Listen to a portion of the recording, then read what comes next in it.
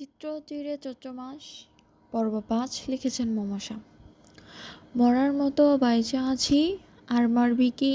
শরীর থেকে আত্মাটাই তো বের হওয়ার বাকি। বেঈমান ভরা দুনিয়ার সব আঘাতে ভরপুর, যে যার মতন আঘাত দিচ্ছে পারছে যতদূর। আর যাই হোক, এই ৬ লাইন হয়তো একটা গান, আমি ভাবে বললাম। গিটারের শব্দটা থামলো। পরিবেশ তখনও অভিযোগের সুরগুলো ভেসে বেড়াচ্ছে। অভিযোগ করা মানুষটা নিশ্চুপ, নিরুত্তর। মধ্যরাতে শোষকরা বাতাসের কারণে মাঝে মধ্যেই গানের তাল কেটেছিল, কিন্তু অভিযোগের ঝুড়ি হালকা হয়নি। অভিযোগগুলো বেশ শক্তপোক্ত কিনা। ফোনের স্ক্রিনে ছোট মেসেজ আসতেই কালো ও আধারিয়া স্ক্রিনটাতে আলো জ্বলে উঠল। তত প্রয়োজনীয় বার্তা না, ইন্টারনেট প্যাকেজের মেসেজ। বাহার দৃষ্টি রাখল ফোনের স্ক্রিনটাতে। রাত ৩:০৭। রাত কেমনটা ফাঁকা ফাঁকা, পাংশে বিষণ্ণ লাগছে যেন। ছাদের হরেক রকমের ফুল গাছের ফুলগুলো থেকে মিশ্রিত একটা গ্রান ভেসে আসছে। মিশ্রণের কারণে গ্রানটা সঠিক মিষ্টি লাগছে না এবং কিছুটা উদ্ঘটই লাগছে। বাহার মুখ চোখ কুঁচকালো। এই হরেক রকমের গ্রানের থেকে তার পুড়ে যাওয়া নিকোটিনের ঘ্রাণটা বোধহয় বেশি ভালো। হুট করেই ভীষণ ধোঁয়া উড়ানোর তৃষ্ণা পেল তার। প্যান্টের পকেটে তন্ন করে সে দেশলাইয়ের বাক্সটা ছাড়া আর কিছুই পেল না। প্রয়োজনীয় সময় প্রয়োজনীয় জিনিসটা না পেলে বিরক্তির স্রোত বয়ে যায় শরীরে। বাহারের ক্ষেত্রেও তাই ঘটল। বিরক্তিতে কপাল কুঁচকালো। দুপুরেই তো সিগারেটটা শেষ হলো, তারপর এত অঘটনের কারণে আর কেনা হয়নি। ভাবতেই একটা হতাশার শ্বাস বেরিয়ে এলো। এই মুহূর্তে সিগারেটটা বেশি প্রয়োজন। পাংশের রাতটাকে ধোঁয়ায় উড়িয়ে দিলে বিষণ্ণতা কিছুটা কমবে। এলোমেলো ঝাঁকড়া চুলগুলো থেকে চুয়ে চুয়ে পানি পড়ে গায়ে জড়ানো টি শার্ট অনেক অংশেই ভিজে গেছে। সেদিকে খেয়াল দিল না বাহার, বরং আস্তে ধীরে পা ফেলে সে সিঁড়ি বেয়ে ছাদ থেকে নিচে চলে গেল। চিত্রাদের বাড়ির ছাদে যেতে হলে তাদের মেন দরজার বাহিরে এসে সিঁড়ি বেয়ে যেতে হয়। সেই সুবাদে বলা যায় কে কখন ছাদে যায় আসে তা এতটা বুঝতে পারে না ঘরের ভেতরের লোকজন।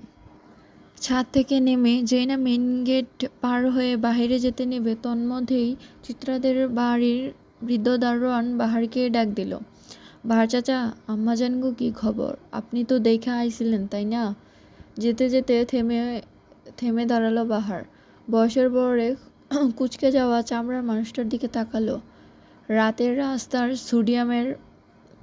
সোডিয়ামের হলদেটে আলোয় লোকটা কালো কুচকুচে মুখটা চিলিক দিয়ে উঠল। বৃদ্ধ দারোয়ানের চোখের কোণে অশ্রুদের ভিড়, চোখ এড়ায়নি বাহারের। বাহার অনেকটা এগিয়ে গিয়েছিল বলে লোকটা থেকে বাহারের অবস্থান প্রায় ৭-৮ হাত। বাহার পিছিয়ে এলো। বৃদ্ধ দারোয়ান বারবার দাঁড়িয়ে প্রশ্ন করল, আপনি ঘুমাননি চাচা? না চাচা, বাড়ির ফুলগুলানের এই অবস্থা, আমি কেমন করে সুখে নিদ্রা যামু কও? লোকটার কথায় বাহার কিঞ্চিত অবাক হলো। বাড়ির সামান্য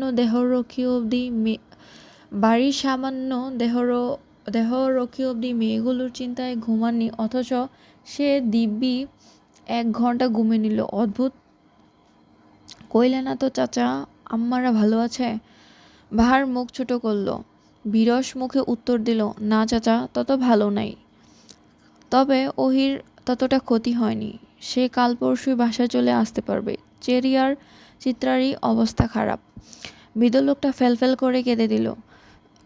চোখের পানিগুলো বাহারের কাছে মুক্তোর দানার মতো লাগলো। সে কেবল নির্বিশেষ তাকিয়ে রইল ক্রন্দনরত আবু চাচার দিকে। পুরুষ মানুষের কান্না করাটা ঠিক মানানসই না হলেও আবু চাচার কান্নাটা বেশ মায়া। কালো কর্কশ মুখটার দিকে তাকালে কোনো টান অনুভব না হলেও কান্নার মাঝে অগাধ ভালোবাসা আছে। বাহার লোকটার ডান বাহুতে ভরসার হাত রাখল, আশ্বাস দিয়ে বলল, কান্না করবেন না চাচা, আল্লাহরে ডাকেন। কান্না করে কি আর বা হবে? আবু চাচা নিজের ডান হাতের তালুর সাহায্যে চোখের অশ্রুজল মুছল। তবুও ভিজে ভিজে জল বিন্দুগুলো লেপ্টে আছে গালে।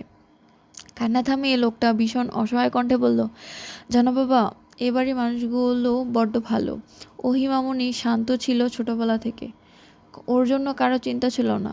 কিন্তু চিত্রা মামুনি ছিল অনেক দুষ্টু। একটু চোখের পলক পড়তে মেয়েটা গেটের বাইরে চলে যেত।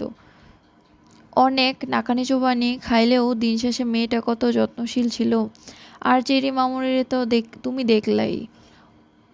ও গো, এত বিপদ হইব ভাবি নাই। সব পাপের ফল বুঝলা? বাপ মায়ের পাপ সন্তানরে ধরে। শেষের কথাটুকু বাহারের মনে দারুণ সন্দেহ জাগালো, কিন্তু সে প্রকাশ করল না।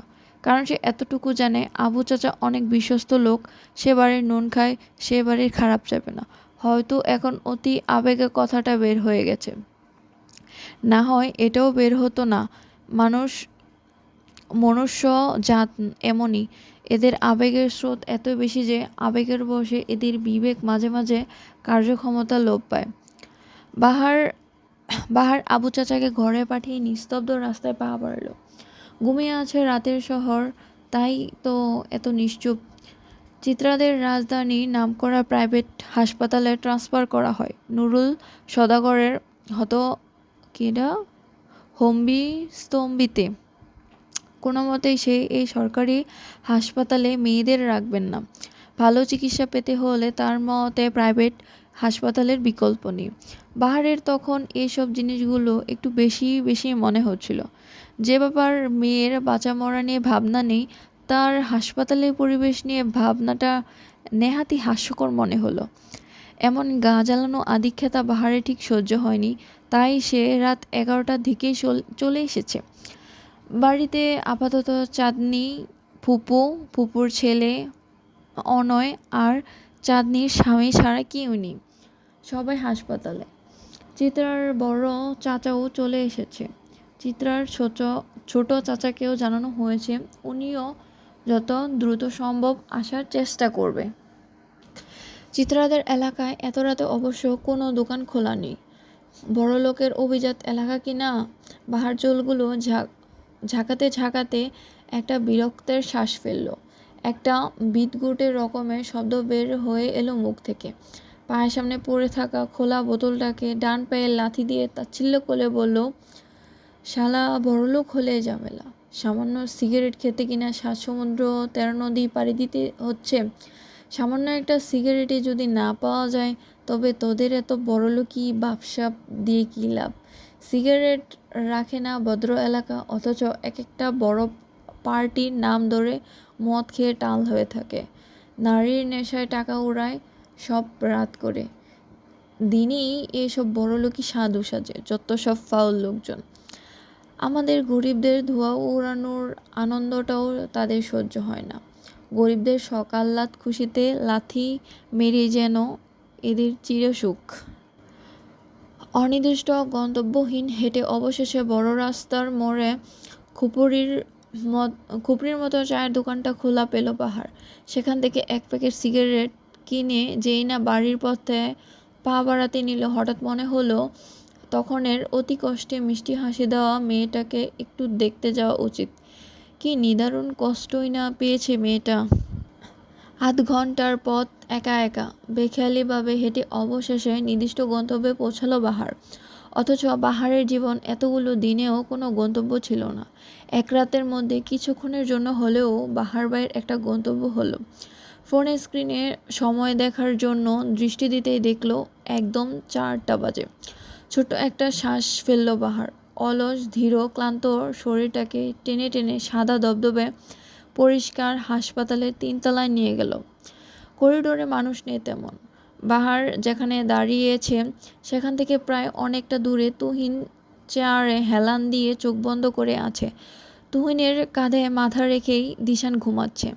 বাহার যতটুকু জানে, হাসপাতালের নিচের তলায় একটা বিরাট জায়গা আছে যেখানে রুগীদের সাথে আসা মানুষরা থাকে। হয়তো বাকিরা সেখানে। বাহার ধীরগতিতে গুনে গুনে পা ফেললো চিত্রার কেবিনের সামনে গুনে গুনে পা ফেলে চিত্রা কেবিনের সামনে দাঁড়ালো। যেই না কেবিনের দরজা খুলতে যাবে, তুহিন ঘুম ঘুম গড়াট কণ্ঠে ভেসে এলো, বাহার ভাই, আপনি যে। বাহারের ভড়কে যাওয়ার কথা থাকলেও সে বেশ স্বাভাবিক রইল। দরজার হাতলে হাতটা রেখে গাড় ঘুরিয়ে তুহিনের দিকে তাকালো। অতঃপর তার গম্ভীর পুরুষালী কণ্ঠে বলল, হ্যাঁ, দেখতে এসেছিলাম তোমাদের, তুমি বিশ্রাম করো। তুহিন আর কোনো প্রশ্ন করল না, প্রতিক্রিয়া জানালো না। বাহার ভাইয়ের কথা পালন করে সে আবার চোখ বন্ধ করে ফেলল। মিনিট 2 পেরোতেই ভারী ভারী নিঃশ্বাস ফেলল। বোধহয় ঘুমিয়ে গেছে। বাহারের হুট করে মনে হল এত রাতে আর দেখা করার প্রয়োজন নেই।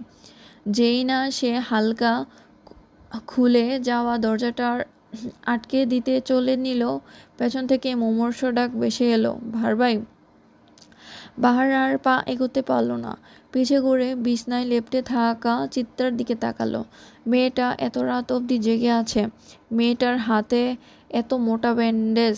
কাল হয়তো ওর চেরির সার্জারি নিয়ে আলোচনা হবে। বাহার দাঁড়িয়ে থাকতে দেখে দ্বিতীয় ডাক দিল চিত্রা, বাহার ভাই, আসেন। এমন ডাক ফিরিয়ে দেওয়ার আগ্রহ বাহারের মাঝে আর দেখা গেল না। সে ধীরগতিতে চিত্রার কেবিনে প্রবেশ করল। কেমন হিমশীতল রুমখানা। বাহারের এতক্ষণে কিঞ্চিত ঘেমে থাকা শরীরটা শিশির করে উঠল কৃত্রিম শীতলতায়। বাহার যেতে যেতে একবারে চিতনার বেডখানার সামনে গিয়ে দাঁড়ালো। পা হতে মাথা অবধি মেয়েটাকে পরখ করলে বলল, কেমন আছো? এমন অসময়ে অদ্ভুত প্রশ্নটা যেন বাহার ভাইয়ের মুখেই মানায়। ভোঁতা যন্ত্রণা নিয়ে বিষাদ হেসে চিত্রা উত্তর দিল, আমি তো সবসময় ভালো থাকি। তা ঘুমাওনি কেন? বাহারের প্রশ্নে চিত্রার মাথায় দুষ্টু বুদ্ধি খেলে গেল। বাহারকে বিব্রত বোধ করাতে বলল, আপনার অপেক্ষায়। বাহার হাসল। বাহার খুব সহজে হাসে না। আবার হয়তো হাসে, কিন্তু চিত্রাদের বাড়ির মানুষদের সামনে তত হাসে না। মেয়েটা যে এমন যন্ত্রণার মাঝেও ঠাট্টা করছে, তা বাহারের বেশ ভালো লাগলো। বাহারও উত্তরে বলল, বাহারের অপেক্ষায় থেকো না মেয়ে, কংক্রিটের হৃদয় তো আবেগ ছোঁয়া কম। অঘোষিত অপেক্ষার পরে মৃত্যু হবে। অথচ তুমি তো পুষ্পপ্রেমী। কাটায় কেন এত যোগ?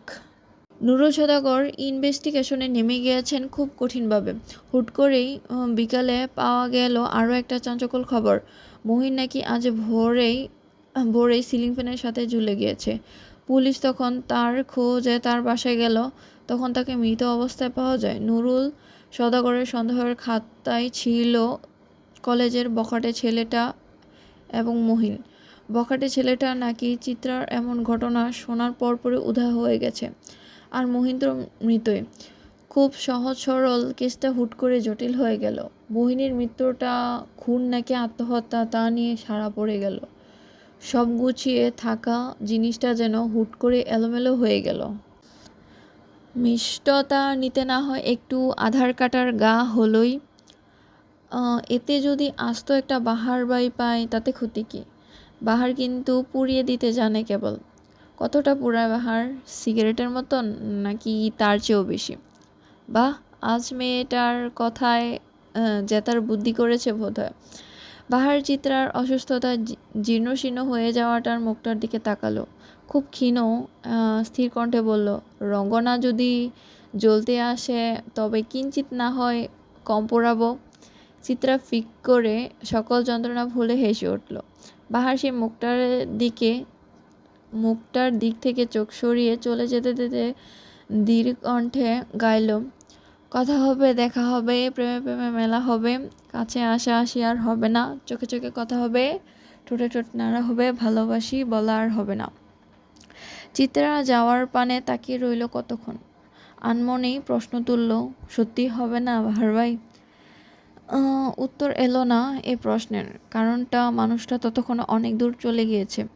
বয়সন্ধির রঙ্গনা চোখ ঝাপসা করে জল এলো। ঠোঁট ফুলিয়ে বলল, আমি ভালো নেই বাহার ভাই, ভালো নেই আমি। আরও একটা দিন এলো হাজারো আশঙ্কা নিয়ে। চেরির অবস্থা খারাপ থেকে খারাপের দিকে যাচ্ছে। চিত্রারও তেমন হুঁশ নেই। গতকাল মেয়েটা যতটুকু ভালো ছিল, আজ তার একাংশও ভালো নেই। সারাদিনটা কেবল সারা দিনটা সকলের কেবল সৃষ্টিকর্তাকে ডাকতে ডাকতে গেল। কোনো ভালো খবর যেন আসে সে আশায়। বাহারের সারাদিনও আর দেখা যায়নি, আসেনি হাসপাতাল।